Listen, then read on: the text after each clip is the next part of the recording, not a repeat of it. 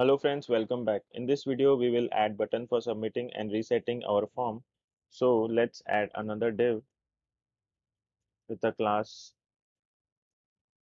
name which is equal to btn group, and inside this div we will add button. So button class name equals to btn and btn hyphen primary, and type which will be equal to submit.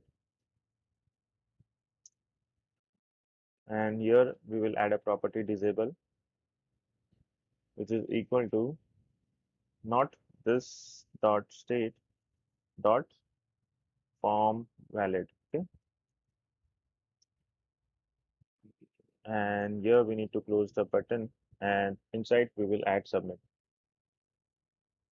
So this form valid is up at the top.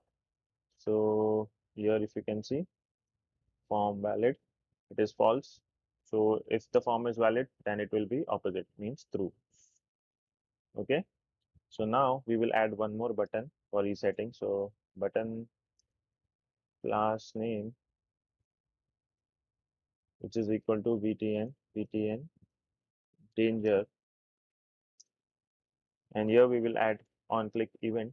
So on click equals to this dot reset form. Okay, this function we need to create, which is equal to this dot reset form dot bind this, and here we need to close the button and we will add reset.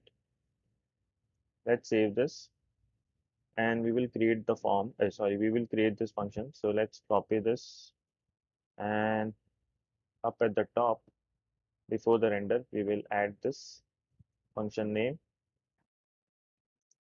and here we will write this dot set state, and inside this we will copy the state. So we need to copy all and we need to paste it here. Okay, so let's save this, and now let's go to the browser and check. So let me refresh once, and if I add the username, let's add the email. So right now you can see the button is disabled. Once the form is valid, then this button will be active.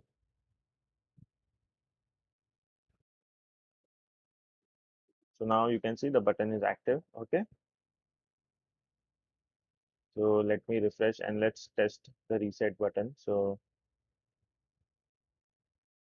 now let's test it. So now the form has been reset. Okay, so this is how we have done button validation and we have added the button. So this is it for this video, and I'll see you in the next video. Till then, take care and bye bye.